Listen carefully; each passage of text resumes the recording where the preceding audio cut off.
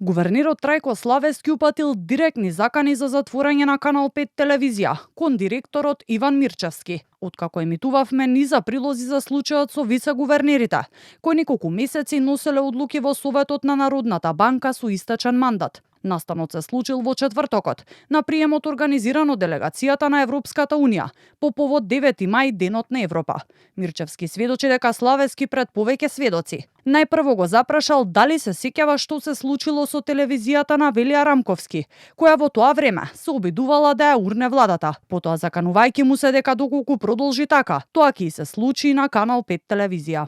Токму на тој ден, овој истиот лик, Трајко Славески, ми приде и ми рече прилика вака, дали сум се сеќавал дека како мене и сопственикот на Канал 5, постоел еден друг мангов во историјата на медиумите, се викал Велија Рамковски, кој што сакал исто како наводно ние што сме сакале, да ја рушиме владата, во овој случај владата и него, и завршил така како што завршил и со наравоучение од негова страна, дека ако продолжиме, истото ќе не се случи. На моја запрепастеност, господинот Трајко Славески го каже во присуство на неколку новинари и за негова несреќа, во присуство на лидерот на СДСМ, толкова оној кој што му стегна кривична пријава за злоупотреба на службена позиција.